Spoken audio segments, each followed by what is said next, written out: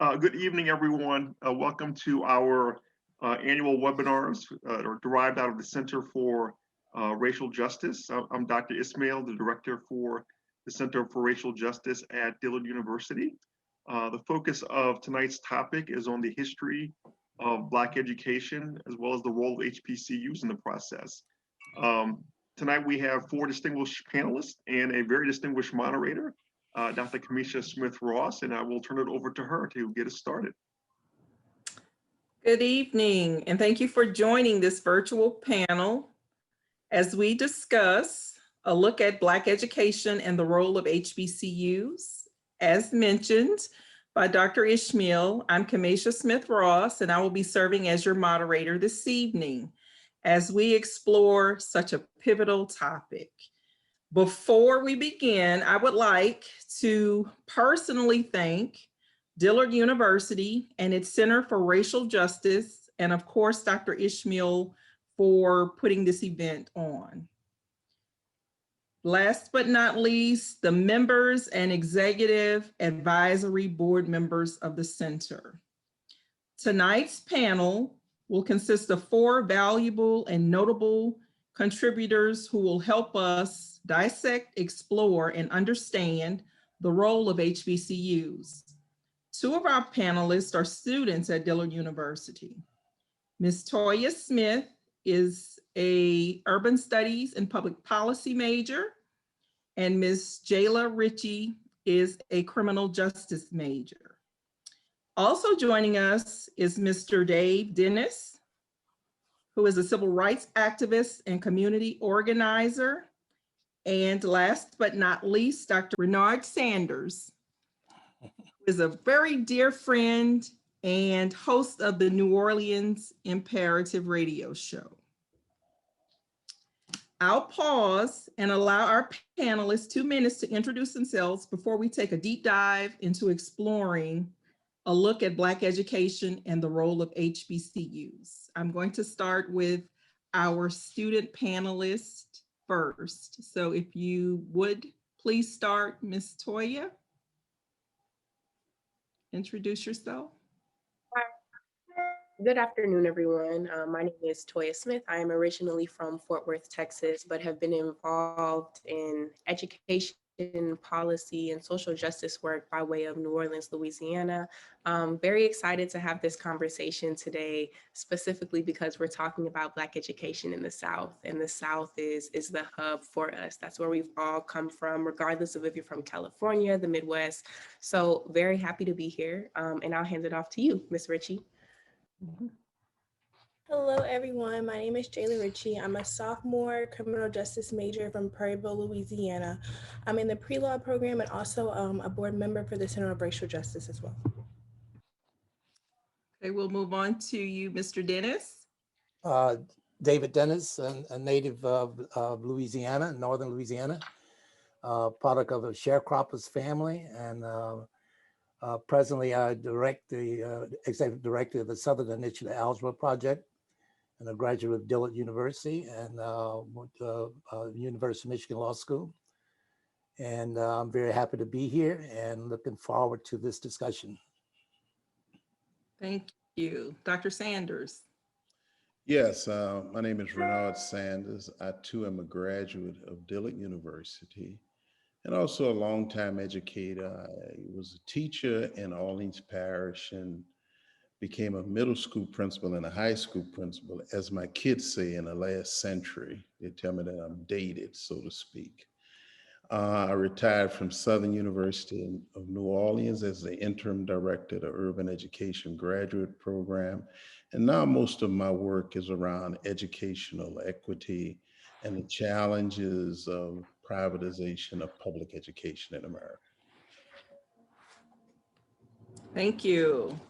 So before we take this deep dive, I want to share with you all a brief foreword that is associated with a piece of literature that I've had the opportunity to publish called 6 Tactics to Produce Historically Black Colleges and Universities, Educating Readers for the 21st Century.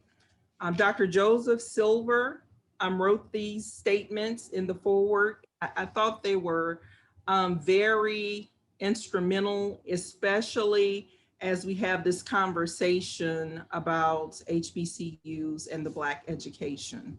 So historically, Black colleges and universities have been a fixture in the landscape of higher education since the 1800s. These institutions were formed out of necessity, given the social and economic conditions of the time. From the dawn of this existence until this very day, these institutions have faced challenges that were born out of segregated society, which were predicated on minimizing the existence of African Americans. These institutions managed to exist and thrive within that reality. However, even with those challenges, the historically Black colleges and universities became the training ground for scholarship, innovation, and the civil rights movement. They provided the opportunity for Americans, African Americans, to obtain a quality education and also provide a pathway to economic mobility for generations. Their forward gives us some framework on HBCUs and is a perfect lead into the first question this evening for our panel. How can HBCUs remain relevant and competitive during a time of social and educational discord in this country? I'm partial to the ladies, so I'm going to start with them first. So Ms. Smith, if you would start us off, and then we'll follow up with Ms. Ritchie's response. Sure. So my first thought to this question is, how do we remain relevant and competitive? I think that just by being here, we are. Like, just the fact that we have HBCUs, that there are Black professors, like just the space that HBCUs create, I think is radical and revolutionary in its own right. Right now, I think that they're becoming more and more important or popular. So personally, my family didn't want me to go to a HBCU, but I think that the way the world is turning, they're like, it's not so much like it doesn't seem so much like a second choice or a second string college, which is, I think, a lot of the dialogue I was hearing growing up, like at HBCU, or not even growing up, but once I heard of them my senior year of high school, is that it wasn't as good of a school, or it didn't have as much to offer as a white university. And I think that that social narrative around that is starting to shift, as we see somebody with an HBCU degree in the White House. And mind you, I mean, there have been many people before, but not as high of an office in the land that have had that type of degree. So I think the fact that we continue to exist, continue to be, makes us relevant, makes us competitive. But I think that we need to challenge the narrative and challenge the norms. We're so we could really breed radicals, really breed revolutionaries. And I don't think that we take enough advantage of that opportunity with the students that we have. Thank you. Ms. Ritchie?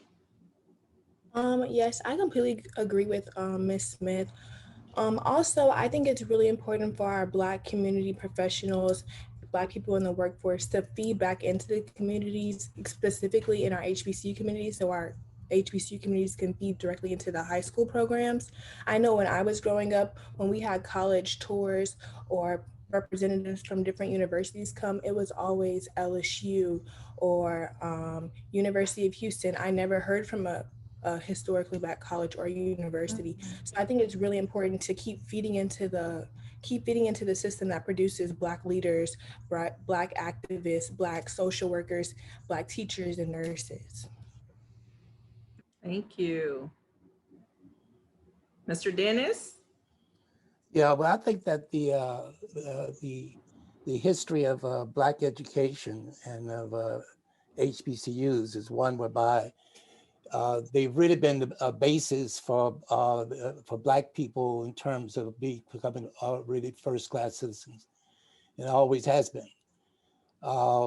Education in this country has been for Black people, has been just as it has been for any other basic civil rights efforts you had.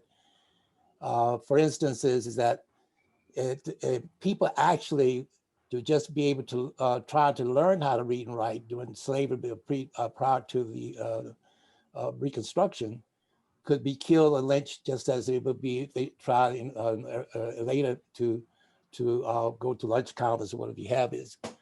So the basis of education is how it happened is at the beginning was a struggle all the way. I mean, when first schools were created, was all the way back in 1832. Those had to be sleeping in the back of churches, what we have is, and now we didn't have an official school until the early 1860s, and not really established the public school education is until 1865. So it really have been very important here is in terms of the fact that about being able to become a citizen of this country. The gateway to citizenship has always been learning education, and second happens to be right to vote in terms of citizenship. They've always been tied together because as the during Reconstruction to register to vote is you have to learn how to read and write. So one of the ways that segregationists try to keep that from happening was preventing Blacks from getting an education. And so therefore they were able to also control the politics within the communities. So to me is that it's also important that our kids see their own image and likeness, be able to do the work that's required to get a first-class education. And what we have is this, as a result of HBCUs, and what they've done is what you talk about later on, Will, is has been really to break up and make an avenue and a way and a place for Blacks to be able to emerge in leadership and play a major role in terms of the construction of this country as it is now. Thank you. Dr. Sanders. Yes, I think that's a very important question. And I think the panelists, before me really stated some things that are very, very important, beginning with Ms. Smith, who talked about the narrative, the national narrative about HBCUs and her lack of knowledge and her parents not wanting her to go there at first. And the realities is that the negative narratives of all Black educational institution has always been marginalized historically by mainstream media. Despite that, in 1900, 1950, 1980, and all of that talk, the HBCUs have stood strong and produced great graduates and have had outstanding programs.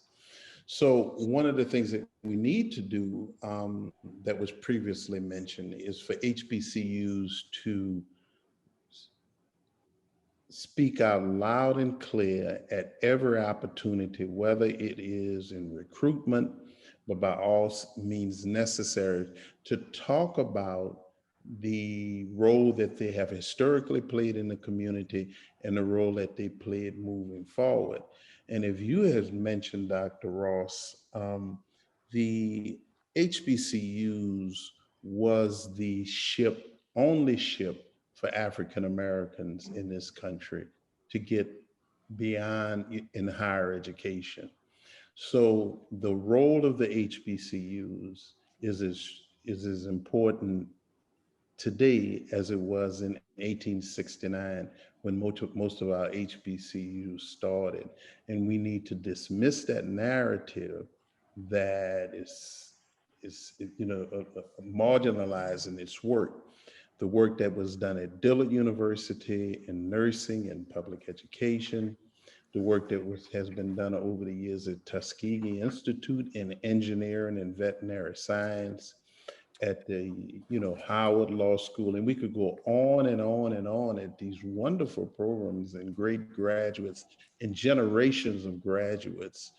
We have to push back against that narrative and use all resources necessary to tell the story of HBCUs across this country, because that narrative has been there. It is not nothing new. Thank you. And I just like to share this tidbit of information. I don't know how many of you know this, but today there are 19 HBCU land grants that are providing educational opportunities through innovative scientific research and community community-minded extension programs. So those are there are 19 land grant institutions that are currently HBCUs. And then I'll give you the total number of HBCUs after the response to our second question. Thank you all for sharing that information.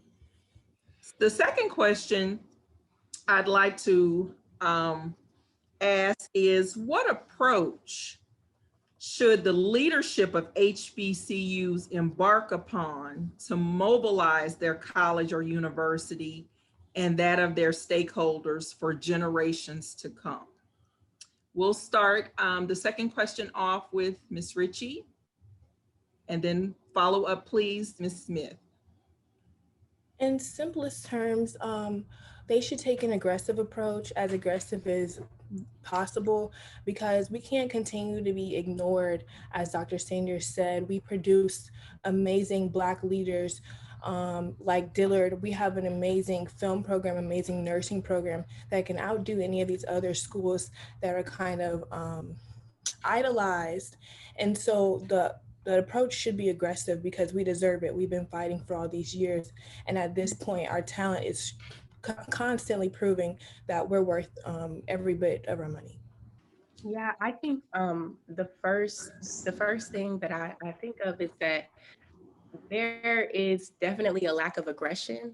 And there's also, like, there are not a lot of places and spaces that are dominated by Black folks, you know, really and seriously. And to have like an institution like a Dillard, a Southern, or any HBCU, and to just kind of like say that just the fact that you came to this campus is radical enough, is revolutionary enough, is going to prepare you to go and face the world that has, you know, that is essentially more than just against you. I think that's what we're doing. I feel like we're kind of watered down right now.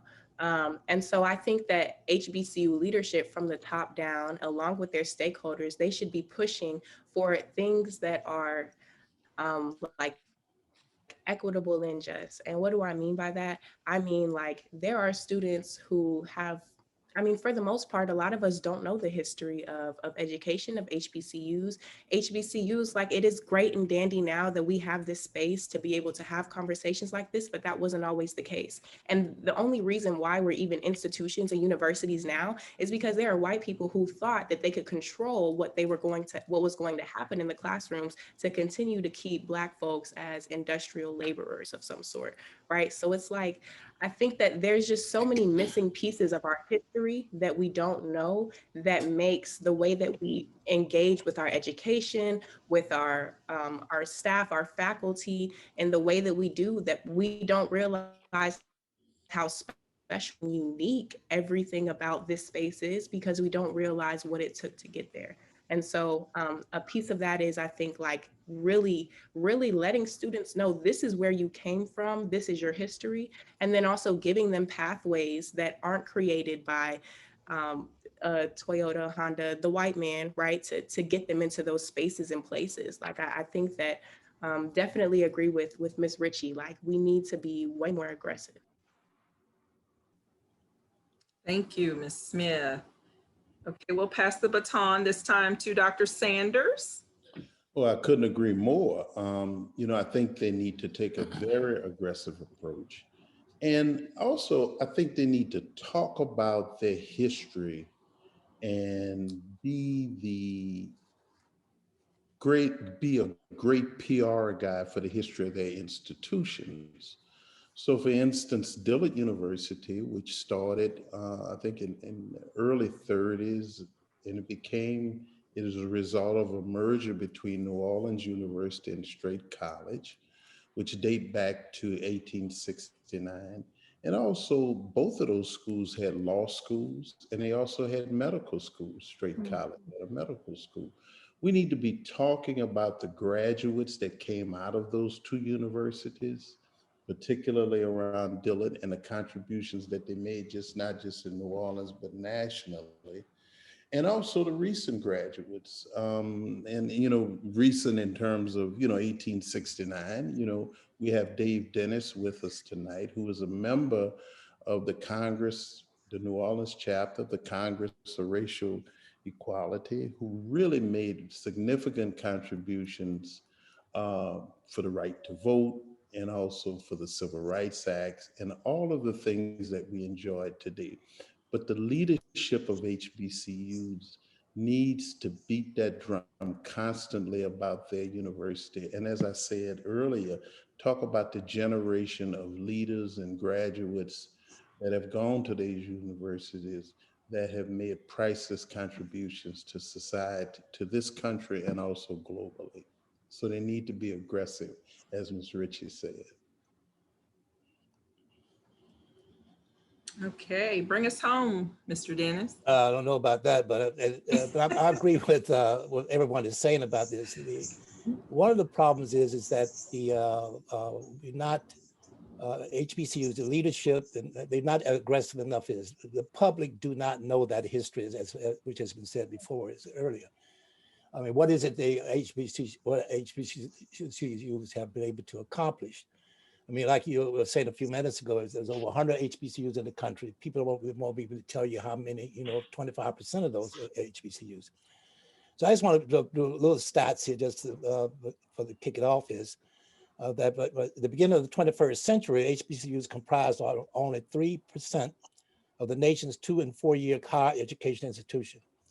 But they produce 28% of all bachelor degrees, 15% of all master's degrees, and 17% of all first professional degrees earned by African Americans. In addition to that HBCUs enrolled approximately 26% of African Americans attending 4-year colleges and universities. HBCUs presently graduate approximately 52% of African Americans receiving pharmacy degrees. Xavier University, the leader of that. 30% of African Americans receiving degrees in theology, 50% of African Americans in mathematics, and 40% of African Americans who earn doctorates in physics. One of the top universities for graduating doing postgraduate graduate works in physics, and one of the top professors in physics in this country is right there at Dillard University. You have 50% of African American teachers with a 4-year college degree earn their degrees from an HBCU. In the natural sciences, 50% of all bachelor degrees earned by African Americans are from HBCUs, while slightly more than 25% of bachelor degrees earned by African Americans in engineering are from HBCUs. Even more compelling is the fact that between 1986 and 2005, 70% of master's degrees and 61% of all doctorates earned by African Americans were earned at HBCUs. So as you can see, HBCUs have been producing leaders and all of the sciences and disciplines in this country is for a long time and still are doing so. The problem we have is how the education system has been able to be set up. The PWIs are now set up in a ways whereby they're grabbing some of our top students who are coming out of the Black communities and giving us scholarships that HBCUs can't hardly match. So the top students are going there. And so what we're trying to do is figure out how to turn that tide whereby people will say, I want to attend an HBCU rather than go to a PWI. That HBCUs can offer and do offer the same thing, if not better, because I think that students of color learn better from their peers of color. And so they have that relationship, because where very interesting is when the education system first started in this country, which actually started primarily by ex-slaves going through the Carolinas and ended up in New Orleans pieces, where you had over 400 schools by 1866, 1869. Most of the beginning of those schools is the parents were requiring, insisting that they have Black teachers. And people might want to say, well, where they come from? Well, they would learn how to read and write through a system that was produced through slavery out of necessity. And so because they felt that the culture and the understanding of what was going on in their lives and people should come from other Black teachers. So in a sense, what I'm trying to say is that the HBCUs as an institutions, a place is a place for our kids to go. They can see and understand and relate to the teachers we have there and they can produce just as good scholars as any place, if not better, in this whole country. Absolutely. Those are some great points that the panelists shared with us this evening. I do want to add that there are currently 107 HBCUs that have been recognized by the Department of Education, and 3 of those are currently closed. My fear is if we don't do anything to reinvent ourselves or put ourselves in a position to ensure the longevity and the success of our institutions, then more of our institutions are going to slowly close. And so we're going to have to do a better job with ensuring their longevity. Okay, so moving on to our third question this evening. Why have HBCUs struggled to coexist with other higher education entities, even after knowing their official designation given by the federal government in the Education Act of 1965 was to primarily educate African-American students?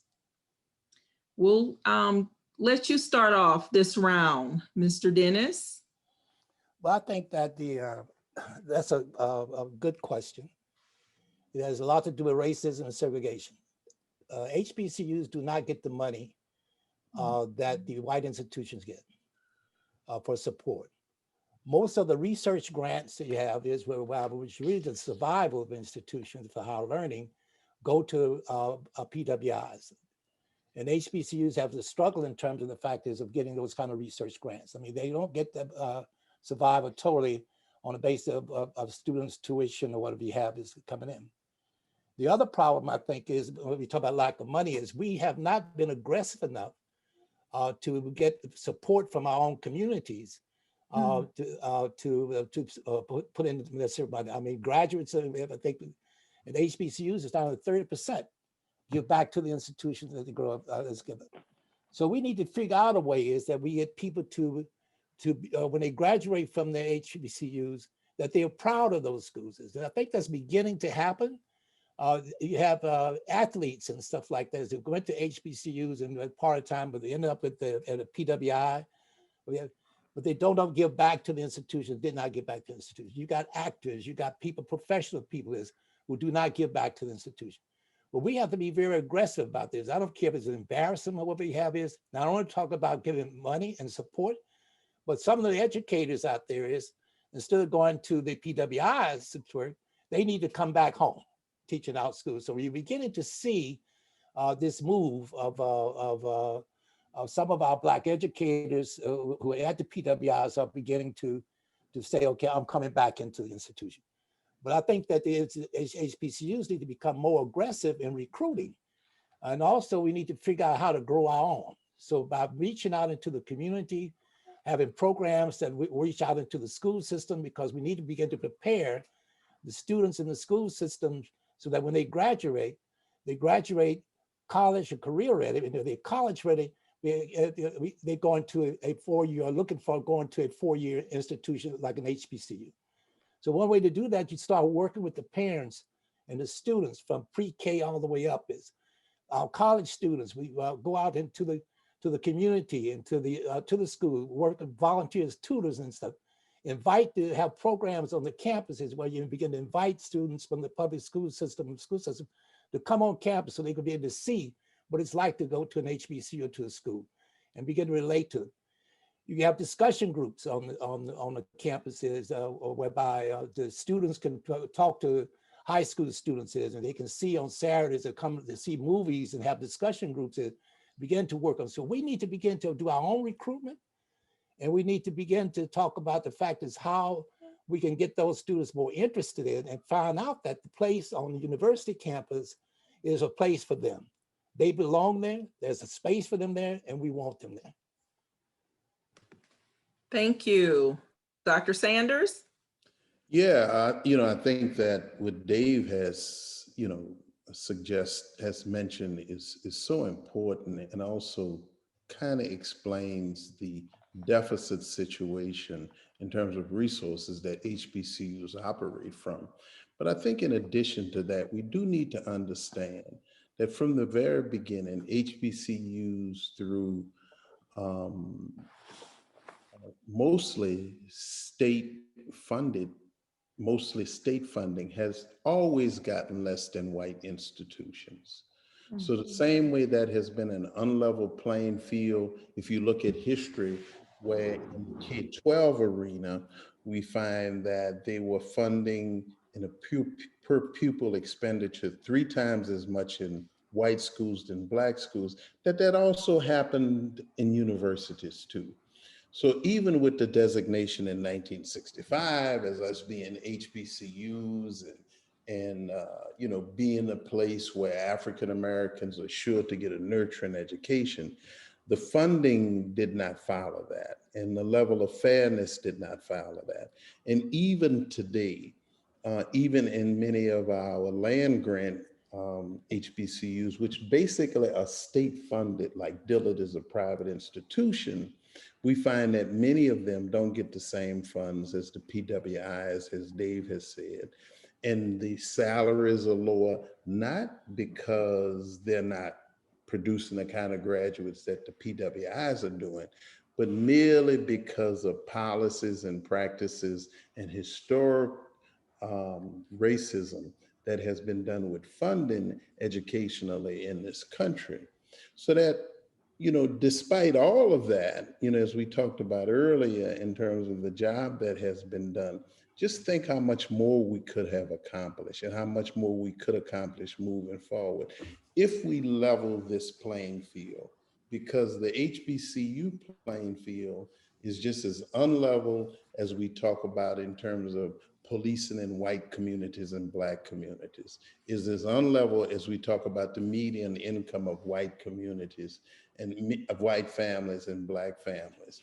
So in addition to alumni giving more and you know, and our leaders talking about the role that HBCUs plays, we have to insist on policies that level the playing field from funding from the federal government and also these state boards that give out money and are still giving more money to white institutions and black institutions, despite that we all are universities. So there is that challenge there too, which really could level a playing field and would send more recruiters out to Prairieville, Louisiana, and to Fort Worth to really tell this kind of story. Because, you know, throughout this existence since 1869, 1868, depending on which HBCU you're talking about, we have been operating in a deficit situation, you know, with state and many times from federal funding. So those are the kinds of things we need to turn around in addition to what Mrs. Dennis talked about. Thank you, Dr. Sanders. Okay, Ms. Smith.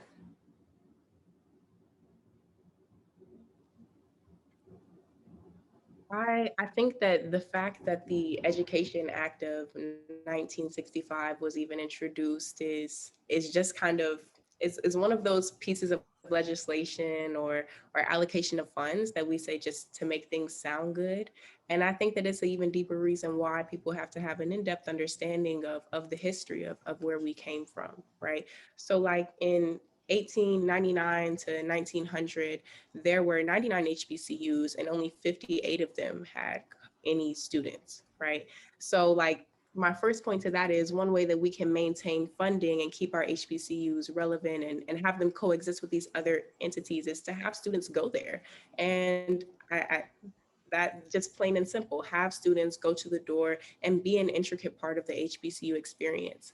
I think one way that we can do that is by HBCUs actually being pillars of the community. We see where HBCUs are placed in every city. It's always like you can see the transition from, oh, it's nice to, oh, what happened? Nobody comes over here. So you can see that transition. And I think that gives it all the more reason for the HBCU to be engaged with. When you help somebody's family, when you are engaged with I mean, really any like level of the community, you get buy-in, right? People see and feel like a sense of family, of relationship there. And I don't think that we do a great job of that. Additionally, there are things that like the system, like the White House, the federal government has done to keep HBCUs irrelevant and make it more difficult for them to exist. So even before this act happened, because it sounds like a great thing, right? Like we're giving HBCUs money. Accreditation is a big pillar or mountain hill for HBCUs to overcome. Accreditation began seriously in 1913, but they didn't even start looking at HBCUs to accreditate them until 1928. Now, prior to that in 1910, W.B. Du Bois had tried to make some sort of like a rating system, right? And he evaluated Black colleges and said, these are first tier, these are second tier, and, you know, offered his opinion in that way, which I think was helpful. But even having like the hump of accreditation, schools having to check certain boxes was another way for the federal government to say, I just want to make sure that you're not teaching these Black folks too much, right? I want to make sure that you're teaching them only the things that they need to know. And so I think, like, you know, now as we're moving forward, we're seeing like how Black schools are struggling to become reaccredited. And so I just think that in between like accreditation, in between like the Education Act and all of these things are just things that they throw around to make us feel like we matter or that we're relevant. When in reality, that is something that people who are alumni, who are students of, who believe in the cause of, have to take a very serious commitment to making sure that we stay relevant, right? That we stay engaged. And I think that just we have to do that in a completely different way, because this act, this land grant, it means nothing. They've been doing it for white people for years. Okay. Ms. Ritchie. So just to completely like reiterate what Ms. Smith said, I think it's really important to become educated on HBCUs, because not only have like the public school systems and the students that exist within it have been misinformed, they have been purposely disinformed, as like my professors would say, purposely like told the wrong things to perform in a way that exists with white supremacy. So we should debunk theories like, oh, HBCUs are a party school, like, oh, you shouldn't go to Southern because all they do is party. You're going to be in Baton Rouge. You're not going to learn. That's why you want to go to TSU, because you want to have fun. No, I want to go to a HBCU that's going to correctly inform me of my history, correctly inform me of all these acts and all this information that was put in place to help me succeed.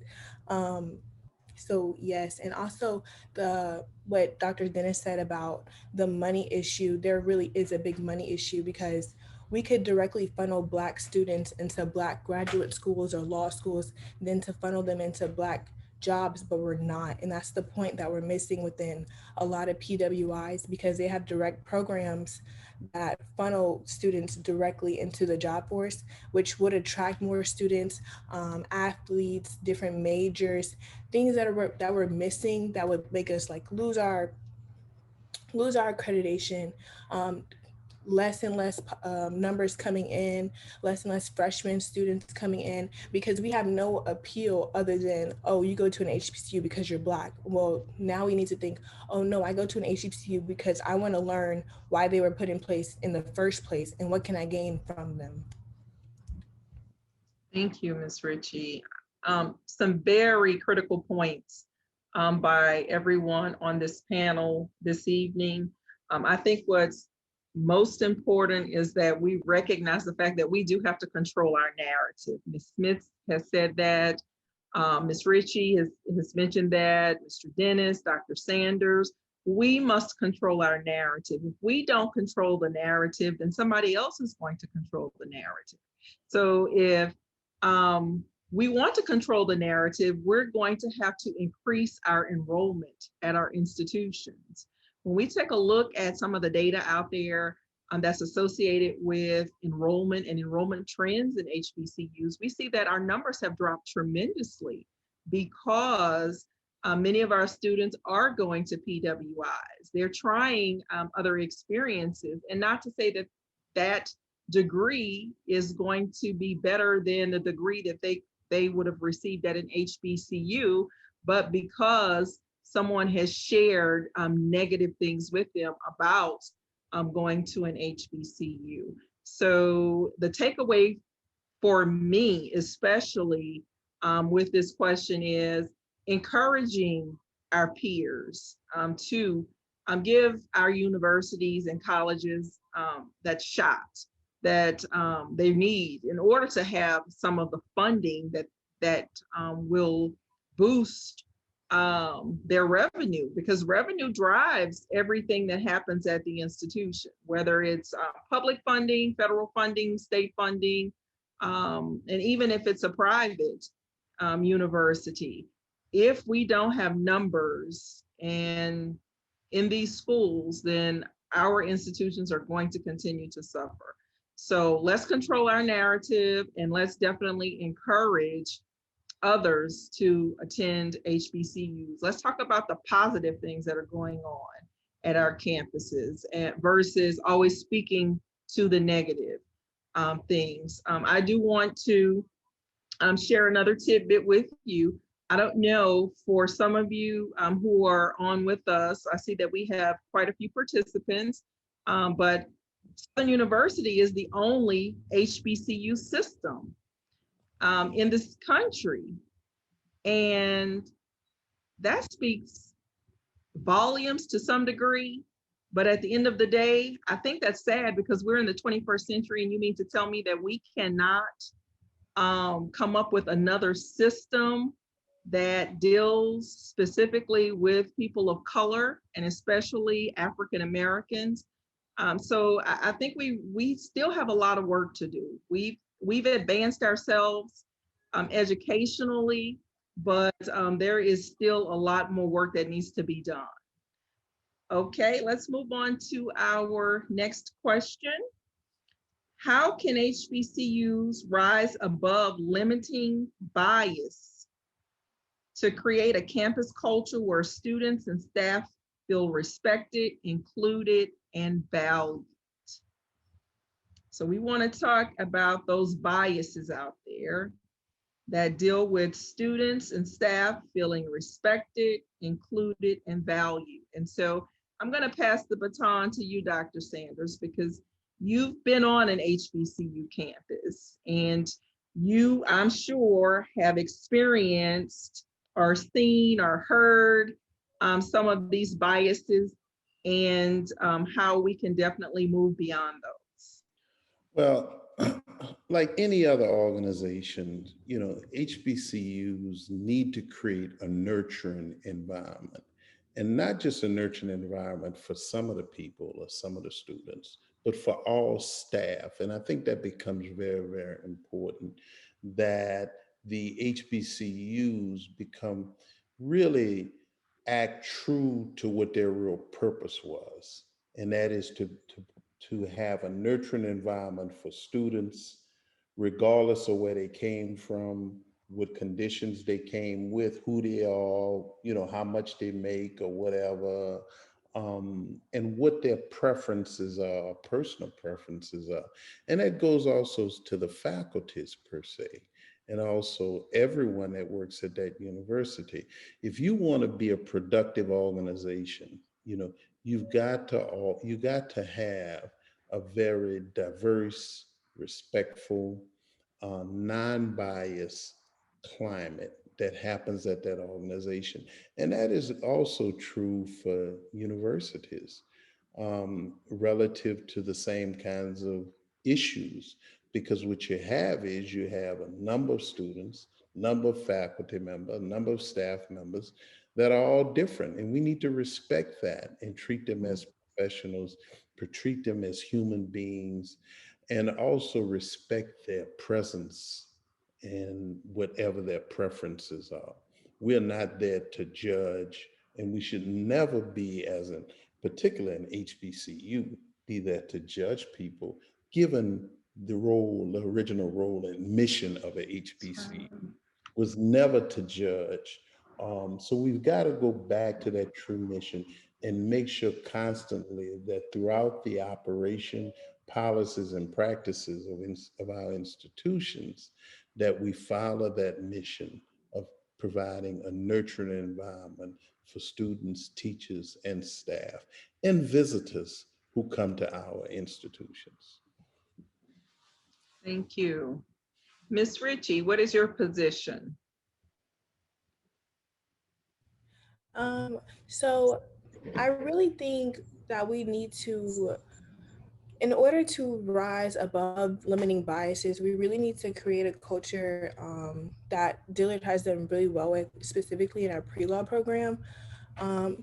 Formerly run by Ms. Kimbrough and then now run by Ms. Carter, it specifically puts pre-law students in a place where we obtain internships, jobs, and scholarships within our cohort. And if every major could do that in Dillard and every HBCU, then we can have great leaders. Also, I think we are also rising above limiting biases by staying relevant with like today's news in relations to our classes. So I know like in HBCUs, we have police brutality classes, African American, world studies, African studies that you won't find anywhere else. So I think that really helps the students feel, as you say, valued and included, because this is our history, and then our history is just going to be repeated to our future. So that's really important. Thank you. Mr. Dennis? Yeah, I think that respect in this country to us as a people only comes when we demand it. Mm-hmm. So all the HBCUs around our education systems, we're going to have to begin to demand that respect. And we're going to have to begin to demand of the officials and the public officials in this country to begin to respond to the needs of our education and the education of our children.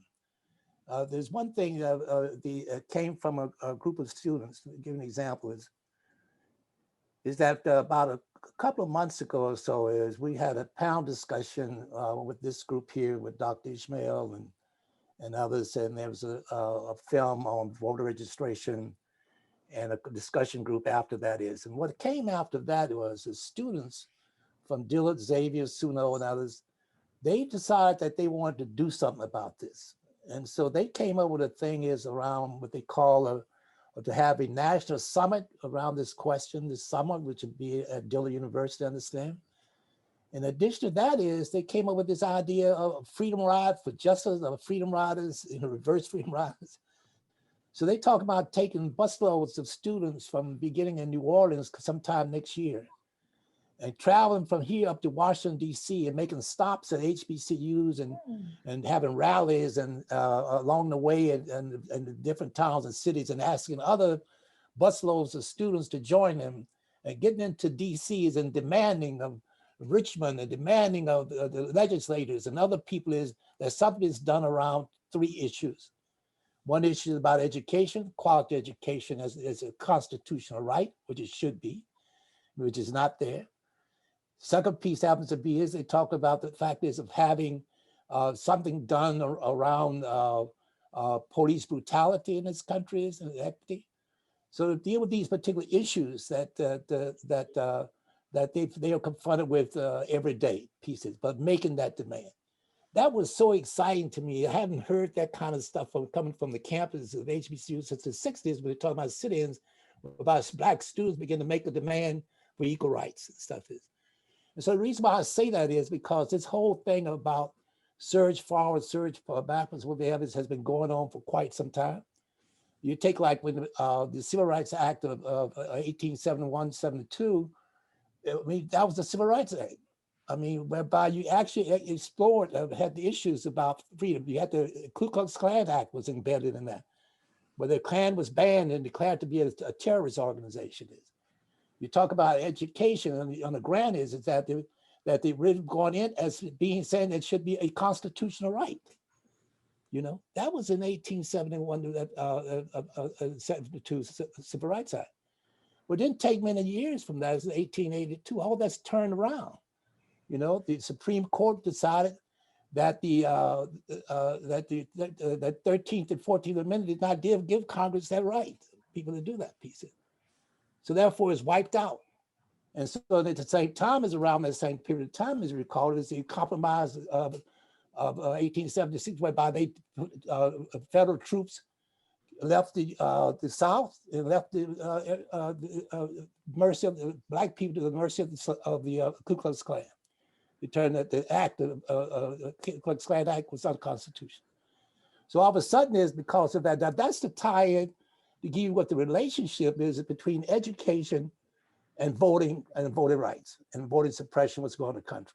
So you bring that forward to where we are now, and what you got is you have the 1964 Civil Rights Act, Voting Rights Act is, and now you have court system and others which are now beginning to erode all those particular rights beginning. So there's a direct relationship between that. So kids, students on campus need to register to vote, become a power. You know, there is, right now is, on Dillard's campus is, they've got voter registration, but within 2 months, they got over 500 students registered a year or so ago. Well, the mayor now visits the campus, you know, come to see. Other politicians begin to look at it because you now have power, you know. So we got to figure out how those two relationships too. So what I'm really saying is, we've got to begin to make the demand. Our respect comes from our demand and our actions to say, I am somebody. And that's what the whole piece it's about a lot of students of Black Lives Matters is really saying to you. You know, until you say Black Lives Matter, you can't talk about all lives matter, all right? So that's something that we ought to be proud of and do it. Give you an example, one last piece, and I'm gonna shut up, but to understand about the history of what goes on, very few students and very few people know that the first jazz festival held in the city of New Orleans was done on Dillard University's campus. Taken from theirs and held at the Municipal Auditorium for 2 years. And then they said, oh, that can't happen, all right? So it became 1970, I think it was, they became the New Orleans Jazz Festival Foundation. And so you read the history books, that's when it started. The first one was there in 1968 at Dillard University, all right? Cannonball Adams, Staple Singers, they were all there on campus, all right? Nobody talks about that, you know? And so when you look at the things that happen is and who our students are, what we've done and accomplishment, we need to figure it out. We need to preach about it. We can do, when beginning of public education in this country for Black kids, for Black people, the churches, the people put in their pockets and pay for that education. They started it. So there's no reason why all those hundreds of thousands of churches you have in New Orleans, suppose each church just adopted one student and paid for a student to go into Dillard University or to Xavier University here. That's 1,000 students, you know? There's no reason why that can't be done, that we can't be looking at ways that we can begin to finance and help support our own students and our own people around the education piece and make the demand. Thank you, Mr. Dennis. Ms. Smith. I think the first step to getting away from these limited biases is debunking them, right? So we've spent 12 years being in an education system that teaches us that white is right, everything and everything that falls under that. And so how can you blame any student for coming into their senior year of high school and picking a school like Texas A&M or Rice or wanting to go to Harvard or Brown? Those are the schools their entire lives that have set the standard. So I think we have to debunk them, and that's a part of an HBCU being an intricate a part of the community, is debunking those biases, teaching Black students their history because they're not getting it in the classroom.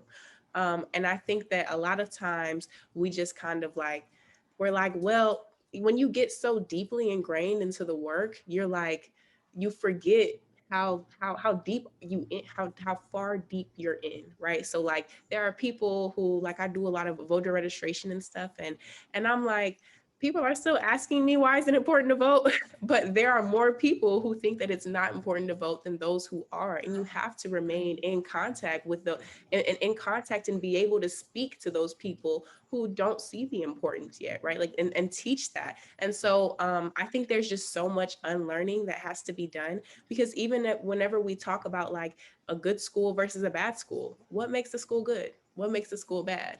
Right? Like, why am I getting a better education if I go to LSU versus if I go to Southern?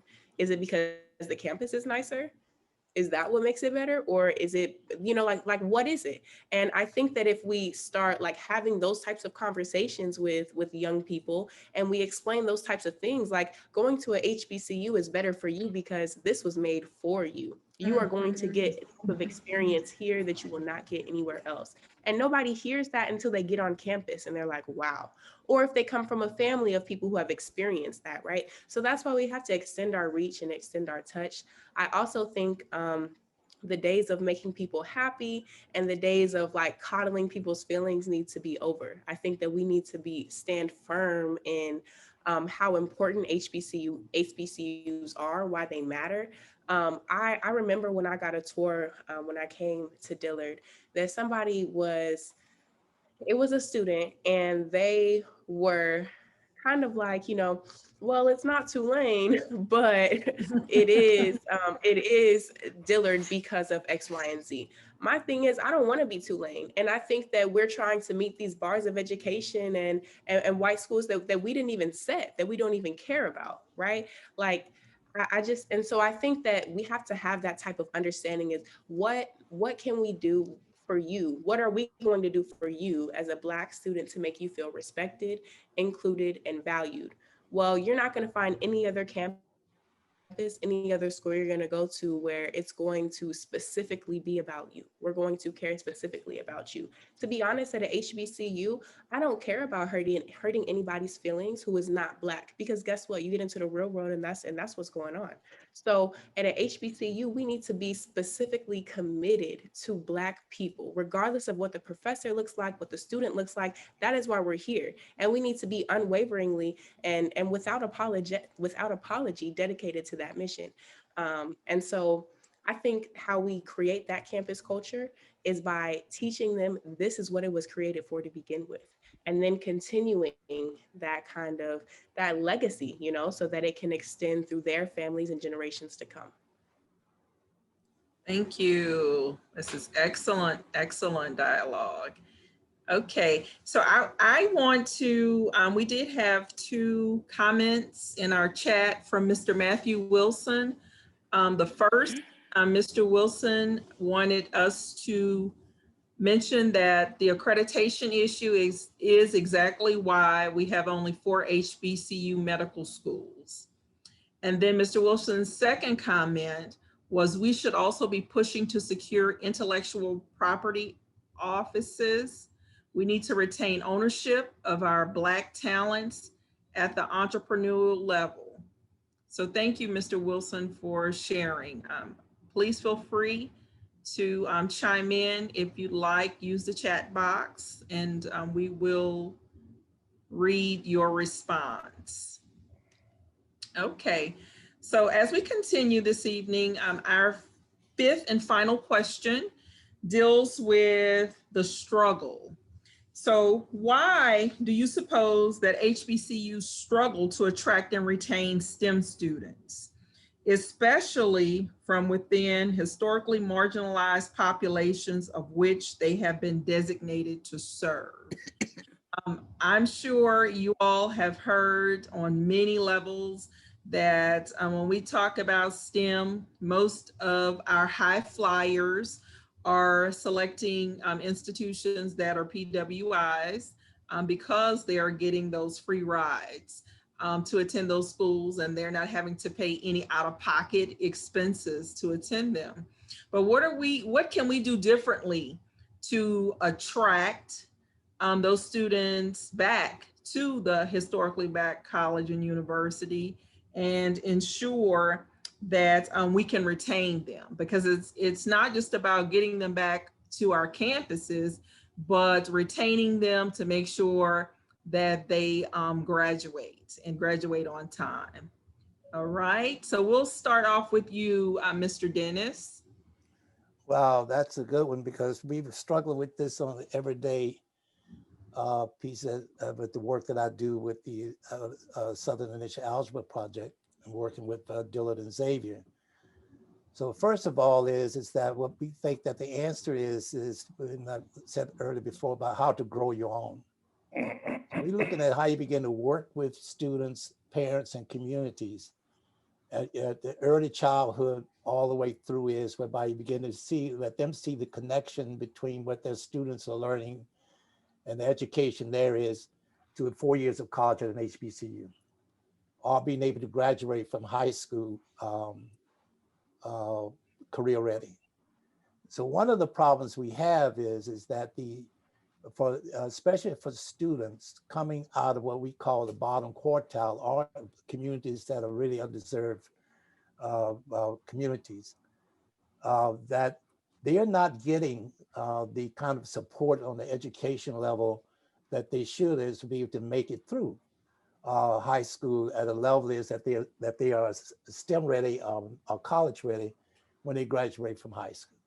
Mm-hmm. So we need to change that. And one way of changing that is in growing your own is when I talked about the programs about students at the HBCUs and the university, the professors and the university itself has to begin to reach out to give the support to these students and also to their parents so to help them through and so they can be committed to 4 years of college and come to the HBCU when they graduate. In the meantime we have to make the demand in terms of the community, the federal government and others for the necessary resources to be able to keep the students there and retain them just as they go, because they're actually going to PWIs and not have to pay the money out of pocket. But the PWIs is getting that money from someplace, okay? So we need to figure out where they're getting that money from and demand that money comes to the HBCUs. Because, and so the Biden administration and the National Science Foundation, they're getting ready to dump a lot of money in education. And so both in terms of the part of HBCU, but where does the money go and for what?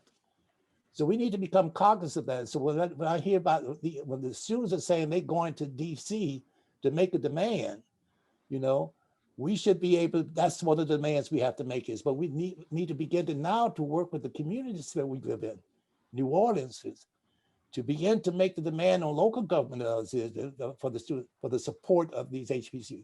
We need to be in the churches. We need to be talking to people about it. We need to bring the truth and the facts and really what's going on, because a lot of the people in the community have no idea about what's going on. A lot of them don't even believe that their kids can do this work. So therefore, they're not prepared. They have to prepare their kids to do this work. We need to let them know their kids can do this work. What we need to do is figure out how to allow them the space and give them the resources so they can do the work. So my thing is we do have a lot of work but we need to pinpoint it and go after. We need to be more aggressive as the young people have been saying. We make the demand both at the local level and the national level. When I say the local level, we need to make that demand on our own community, our own people also is. I mean, churches and others, there's money there and money in the businesses. And there are a lot of people, Dillard University, Xavier University, Southern University, New Orleans, they got to have a roster of all the people who graduated from the university. Who are they? Go knock on their doors. Give them a phone call and say, I invite them out there to see. We want to talk to you about the fact is our needs is, and you need to come back and give back to your university. So I just think we have to be more aggressive and come up with programs and others, both to reach out to the students, reach out to the parents and community, and reach out to the graduates, the alumni of the institutions, and begin to make a demand is for their support and their efforts, and what we call grow our own. Thank you, Mr. Dennis. I'm now punt to Ms. Ritchie. So yes, I think HBCUs really need to be aggressive with obtaining their students. It's simply not enough to just exist and just expect students to enroll when half of the Black students don't even know HBCUs exist or their purpose for existing. I think it's their it should be their mission and their goal to show these high school students the money, as well as showing them the opportunities and showing them the numbers of Black professionals coming from that specific school. I think we should stop being so shy about our personal success just as much as you hear about Harvard, Brown, Columbia, UC Berkeley, with all of their professionals entering the workforce. That's how hard HBCUs should be promoting themselves. Um, I think also we should debunk the theory of going to a PWI after some attend HBCUs. I heard that a lot going to HBCU, that since I went to undergrad at a historically Black college or university, that my law school degree should come from a PWI because that's what our workforce is going to look like. Well, I think we should stop preparing for our workforce and have our workforce prepare for us, because we're here to inflict change. We can't just keep living in a society that doesn't match with what we want to see the world look like. So I think that's really important. Thank you. Dr. Sanders? Well, I think that universities, HBCUs, have a great history in producing great scientists, great mathematicians, and all of those disciplines that we now call STEM. So I think we need to, each HBCU needs to develop a plan to make sure that we shout out our history, but equally as important is to reach to levels that seem to be difficult for HBCUs to reach to. For instance, why is it that we have to have a consent decree to get a graduate school at an HBCU? Why does the federal government have to do that from our statewide officials, right? Why is that so difficult? Why is it that we have to fight to even reach the status of a research institution, right? So, one of the things that we do need to understand in terms of the history of HBCUs, as Dave has said, is to create, that we have survived by creating the demand. So we have law schools that are at HBCUs like Southern and Texas Southern was started because an African-American applied to the white law schools in Louisiana and Texas, right? So we have to make that demand. And we also have to make the point that why do we need the courts to come in and do this? Why can't our Board of Regents, right, really open the doors and give us the same opportunities that they give white institutions, right? And, I believe that the alumni needs to participate in this, but I believe that we've got to level a playing field in terms of federal and state policy, in terms of accreditation that we need to get, that seems so difficult for African-American schools and HBCUs to get, rather than the PWIs, who have worse records than us. I think the stats that Dave said really warrants us to say, well, wait a minute, if the larger percentage of this particular discipline come from HBCUs, why they don't get the same level? Why are we not giving them the same level of funding? Why they don't have a graduate school? Why are they not given the research grants or even given the support to develop the research capacity? So for instance, in 1966, the Macy Foundation created a national campaign to create more doctors to come out of HBCUs because of the shortage of Black doctors in this country. And that particular program worked with HBCUs to help develop their pre-med programs for about 30 years.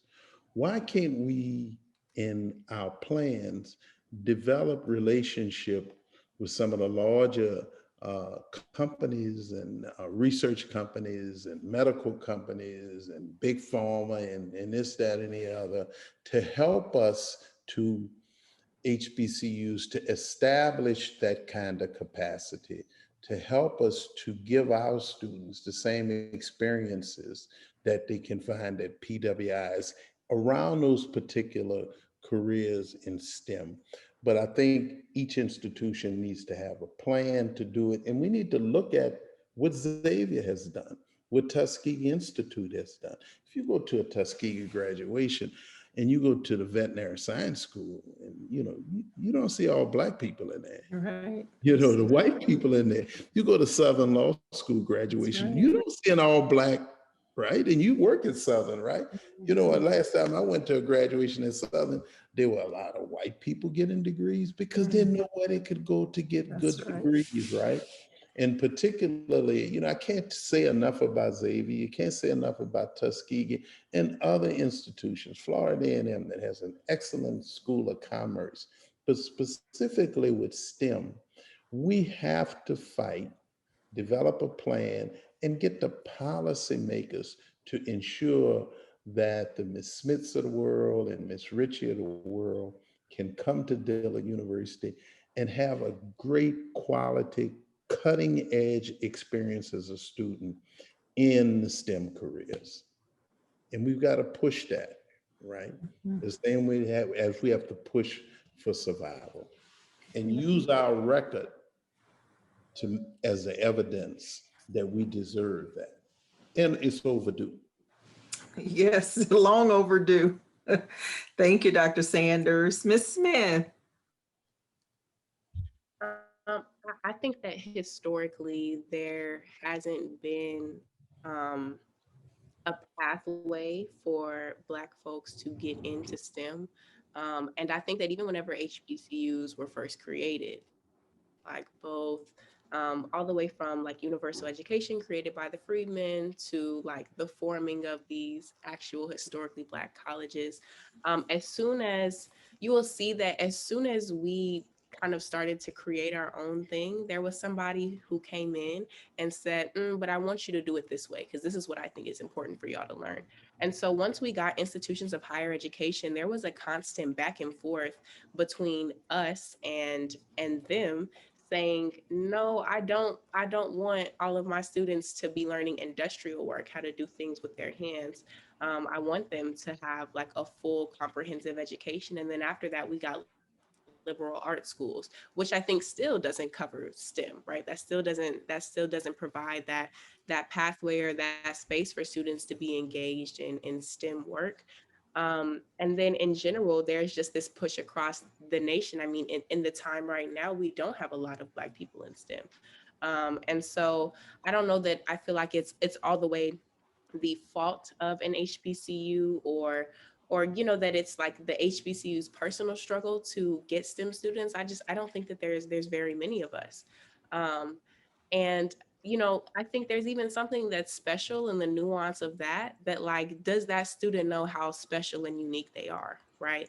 Like, do they know how powerful it is that is their passion? Because, I don't care about people who are like, we want to go into this field to make money. Like, people who really feel like this has been placed on their heart to be in the STEM field, how many of those can we really, like, do we really know? And the ones that we do, what are we doing to say that this is the classroom and the school that you need to be in? This is the one that will best nourish your talent so that you can really fulfill that purpose. Because I think that what happens is those students who are engaged in STEM, they go to the bigger universities, like you said, so that they can get more funding, right? But also because, like, I'm a higher caliber student. Why would I go to the schools that y'all are going to, right? Like I'm going to go somewhere that has the type of learning that I need. But in reality, that's not at all what it's about, right? Like it is so much bigger than, having a degree. But that disconnection from the community, from like my small role as a Black STEM person, like, when you don't see that, like, it's like whatever, I'm just gonna go where it gives me the most money, because that's all it's about. And so I think it's our job, again, like as HBCUs being in the community, to educate folks on that, right? Like, do you know that when you go to that school, you're probably going to be the only Black person in the room? And do you know about the health disparities and differences between, like Black folks and everybody else? And a lot of times you don't learn those things until you get into the classroom. And then you see students who are like, I hate it here. And everything that they're teaching me is just disgusting, And so I think that it starts before they get to the school, again, because there's just so much that is unknown, and so much that we're taught that is just like the standard and is okay. And I think that we just have to continue to create spaces for people to know other things than what they've been taught, So Thank you. I want to close our evening with just a couple of things. We hope that what you have heard through this dialogue, we hope that it has indeed been meaningful and it invigorates you to want to do more. I do want to share something else with you. And before we go, and then I'll let Dr. Ishmael come back on and close us out. To us, we know that HBCUs will forever remain relevant because we're HBCU graduates. Like so many colleges and universities, competitiveness will weigh in on the decision-making selection process. So as I close tonight, I leave you with this thought and quote by W.E.B. Du Bois. Are we truly doing enough to keep the doors open at HBCUs? Of all the civil rights for which the world has struggled and fought for 500 years, the right to learn is undoubtedly the most fundamental. Thank you so much and enjoy the rest of your evening. Dr. Ishmael. Thank you, Dr. Ross, for doing an outstanding job in moderating the conversation tonight. Certainly, it was very thought-provoking and intellectual. So we want to thank all four of our panelists for their thoughts and not in terms of what's going on in the past, but kind of looking forward into the future in terms of HBCUs. Again, thank you for we've had over 50 attendees tonight. Thank you for those that attended. Otherwise, we're going to close out the webinar. We're going to have one more webinar to close out the semester this coming Friday entitled Know Your Rights, and I'll be posting more detail about that this evening and tomorrow. So hopefully you'll be able to join us on Friday.